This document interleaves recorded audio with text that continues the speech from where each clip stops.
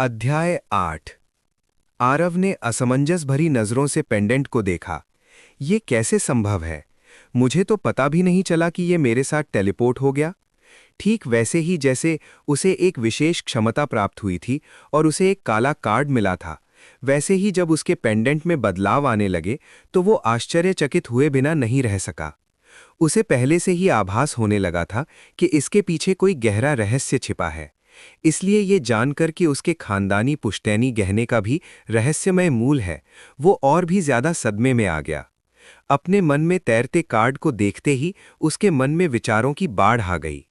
ये अलौकिक घटनाएं दुनिया के लिए नई नहीं लग रही थीं, बल्कि ये संभवतः प्राचीन काल से ही मौजूद थीं। उसकी खानदानी वस्तु का निश्चित रूप से उन सभी घटनाओं से कुछ संबंध था जो घटित हो रही थीं। अभी भी बहुत सी बातें अनसुलझी हैं। हो सकता है कि मेरे पूर्वजों में से कोई एक भी बीस्ट मास्टर बन गया हो और उसे ये हिरन का सींग किसी गुप्त लोक से मिला हो। लेकिन अगर ये अनुबंध कार्ड प्राचीन काल से मौजूद हैं, तो इसका कोई रिकॉर्ड क्यों नहीं है? अगर वो लेख न होता जो निहारिका ने मुझे दिखाया था, या वो अनुबंध कार्ड न होता जो मेरे हाथ में प्रकट हुआ था। कितने लोगों ने इस शापित स्थान को चुना है और उन्हें बीस्ट मास्टर में बदल दिया है। आह! कैप्टन डूफस दर्द से चिल्ला उठा, जिससे आरव के विचारों का सिलसिला टूट गया और वो वापस वर्तमान स्थिति पर लौट आया। ओह ओह ओह, मैं इसका इस्तेमाल तुम्हें ठीक करने के लिए करूंगा।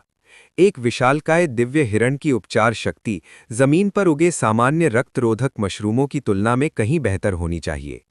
इस पेंडेंट की सुप्त अवस्था ने इसे अपनी शक्ति प्रदर्शित करने से रोक रखा था, लेकिन इसी वजह से ये अब तक किसी की नज़र में नहीं आया था।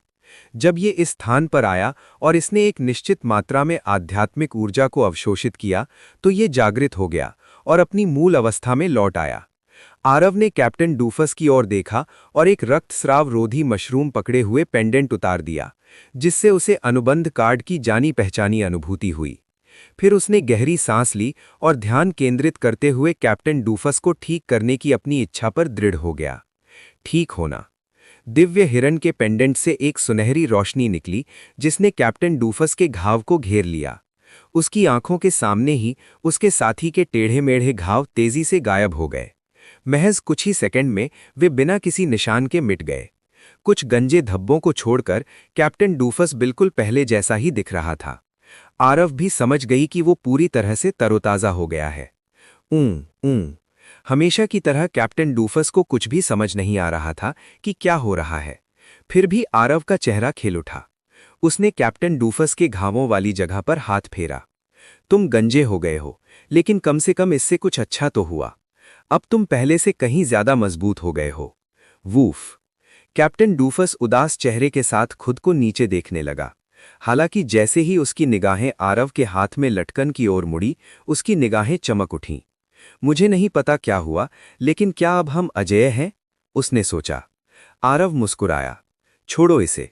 वापस आने पर मैं उस पुश्तैनी वस्तु के बारे में सोचूंगा। भौं भौं। कैप्टन डूफस की आंखें चमक उठीं। फिर उसने अपने फर को झटका, मानो वो 50 बिल्लियों से लड़ सकता हो। पेंडेंट बहुत शक्तिशाली था। जब तक वो तुरंत मारा नहीं जाता, तब तक वो किसी भी चोट से उभर सकता था। ज्यादा मत करो, आरव ने चेतावनी दी। हमें सिर्फ अपने पूर्वजों की सुरक्षा पर निर्भर नहीं रहना चाहिए। हमें आपात स्थिति में ढलना सीखना होगा। उसने पेंडेंट को कसकर पकड़ लिया और गहरी सांस ली। उसकी मां का चेहरा उसके मन में उभर आया। हालांकि उसे ठीक से नहीं पता था कि दिव्य हिरण पेंडेंट क्या है, लेकिन वो जानता था कि ये निश्चित रूप से उसका सबसे बड़ा तुरुप का पत्ता था। इसकी बदौलत इस गुप्त क्षेत्र में उनके जीवित रहने की संभावना काफी बढ़ गई थी, जिससे उसके लेवल बढ़ाने की योजना कहीं अधिक व्यावहारिक हो गई थी। अब जबकि उसके पास एक एपिक आइटम था, आरव को लगा कि चुपचाप बैठे रहना उसके पूर्वजों द्वारा छोड़ी गई विरासत का अपमान है। खासकर तब जबकि कैप्टन डूफस भी लेवल 2 पर पहुंच गया था। हालात अनुकूल थे, इसलिए आरव ने कैप्टन डूफस की वॉर शक्ति को यथासंभव बढ़ाने का इस अवसर का लाभ उठाना चाहा। ऐसा न करने पर विनाशकारी परिणाम हो सकते थे। भविष्य में यदि कोई संकट उत्पन्न होता है, तो उसे स्वयं को और अपने प्रियजनों को बचाने के लिए शक्ति की आवश्यकता होगी। आखिर वो एक बार हीरो क्यों नहीं बन सकता? आखिर किसी न किसी को तो शीर्ष पर पहुंचना ही था। अगर वो कीड़ों के बीच चैंपियन बन सकता है, तो फिर जानवरों के सरदारों के बीच राजा बनने से उसे क्या रोक रहा है? शहर पर हमले के बारे में मैंने जो सपना देखा था, अगर वो सच भी हो जाए तो भी मैं मजबूत होकर शहर को बचा पाऊंगा। अपने सपने के बारे में सोचने से आरव को और भी ज्यादा प्रेरणा मिली। घने जंगल में 4 घंटे बाद, बेवकूफ, क्या मैंने तुम्हें नहीं बताया कि हमारे पास उपचार का सामान होने के बावजूद तुम्हें घायल होने से बचना चाहिए? ठीक होने के बाद आरव और कैप्टन डूफस में शिकार करने की महत्वाकांक्षा जागृत हुई। उनके अधिकांश शिकार लेवल 1 और 3 के बीच थे और मध्य रेंज की उत्कृष्ट प्रजातियां थीं।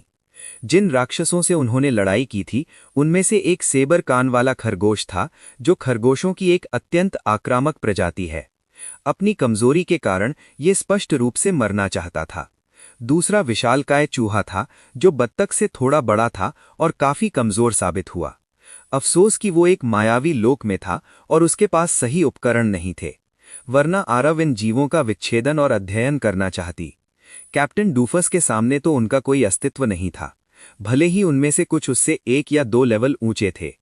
इसके मुकाबले शैतानी बिल्लियों से निपटना कहीं मुश्किल था। आखिर इसे शैतानी बिल्ली वन कहा जाता है, और ये राक्षस तो शैतानी बिल्लियों के लिए सिर्फ शिकार थे। आरव को लगा कि इन अन्य राक्षसों का सामना करना शुरुआती गुप्त क्षेत्र की सामान्य कठिनाई के अनुरूप था। हालांकि निम्न स्तर के दुश्मनों के अलावा कुछ अन्य दुश्मन भी मुश्किल साबित हुए, जैसे कि तीसरे स्तर का वो हरा सांप जिसे कैप्टन डूफस ने अभी अभी हराया था। हालांकि कैप्टन डूफस लड़ाइयों के दौरान बुरी तरह घायल होता रहा, दिव्य हिरन पेंडेंट की उपचार शक्ति ने उसे सुरक्षा का एहसास दिलाया, जिससे वो और भी बेपरवाह होकर लड़ने लगा। वो जीत हासिल करने तक खुलेआम भयंकर प्रहार करता रहा। जंगल में अधिकांश लड़ाइयां भोजन और जीवन रक्षा के लिए लड़ी जाती थीं, और अक्सर चोटों का परिणाम मृत्यु होता था।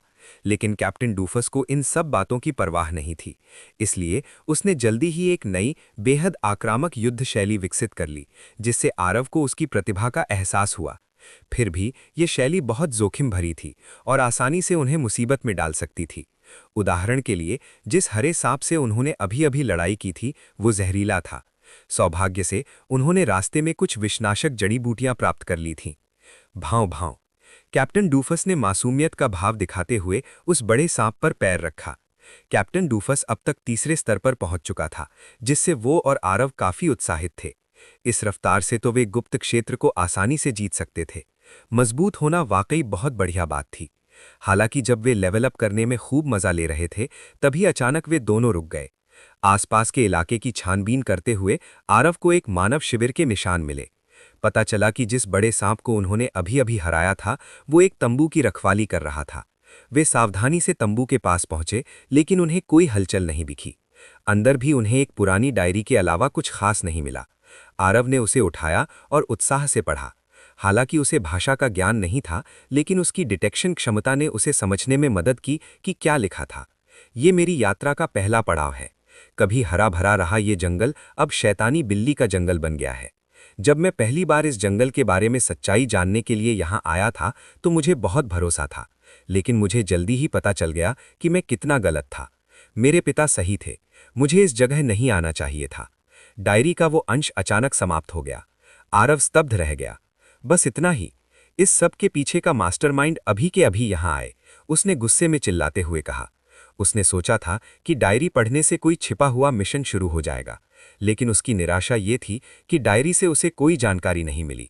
उसे डायरी पढ़ने की जरूरत नहीं थी ये जानने के लिए कि उत्परिवर्तन ही इस रहस्यमयी दुनिया की कुंजी है। उसके बगल में कैप्टन डूफस ने कैप्टन आरव को शांत करने की कोशिश की। वूफ, चलिए अपना स्तर बढ़ाते हैं। हाँ, हमारे पास सिर्फ 1 दिन है। आरव ने आह भरी। उन्हें जंगल के बारे में पर्याप्त जानकारी नहीं थी और वे अभी भी बहुत कमजोर थे। भले ही इस रहस्यमयी क्षेत्र में और भी रहस्य छिपे हों, लेकिन वे उन्हें आसानी से खोज नहीं सकते थे।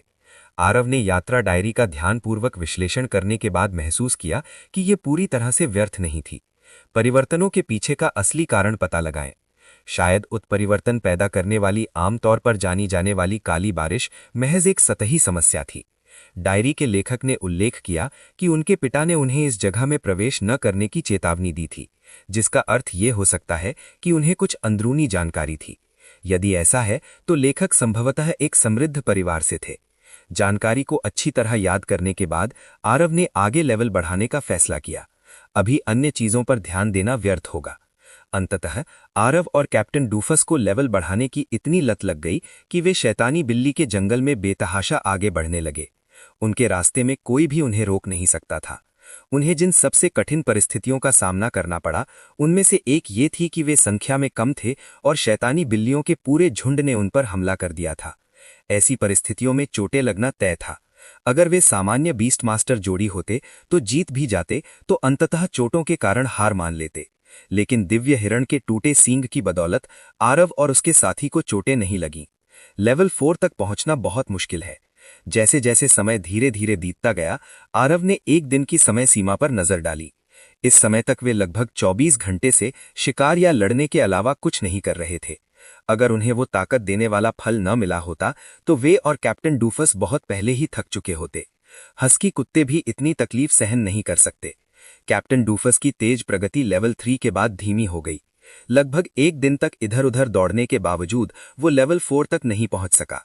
वहां कोई प्रोग्रेस बार भी नहीं था, इसलिए आरव और उसका साथी लेवल बढ़ाने की उम्मीद में निरंतर लड़ते रहने के अलावा और कुछ नहीं कर सकते थे। सौभाग्य से उनकी मेहनत रंग लाई। उल्टी गिनती में केवल 1 मिनट शेष रहते हुए एक और शैतानी बिल्ली को मारने के बाद कैप्टन डूफस आखिरकार लेवल 4 पर पहुंच गया। फिर किसी चीज ने आरव को और भी बेहतर महसूस कराया। उसके सामने संदेशों की एक श्रृंखला दिखाई दी। प्रारंभिक परीक्षण सफलतापूर्वक पूरा करने पर स्कोर एस। टिप अंतिम स्कोर को 9 स्तरों में विभाजित किया गया है।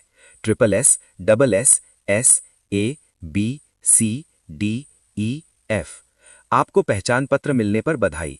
आपको एक उन्नत संसाधन प्राप्त हुआ है। विशेषता जागृति फल घास। आपको बीस्ट मास्टर कौशल प्राप्त हुआ है। Super beast mimicry. आपको नेत्र दृष्टि बुनियादी प्राप्त हुई है। कृपया अपना वापसी स्थान चुनें। 1 प्रारंभिक टेलीपोर्टेशन बिंदु। 2 असीमित शहर। संकेत असीमित शहर एक विशाल सुरक्षित क्षेत्र है जहां प्रारंभिक परीक्षा उत्तीर्ण किए गए बीस्ट मास्टर एकत्रित होते हैं। इसमें बीस्ट मास्टरों के लिए विभिन्न विशेष सुविधाएं हैं।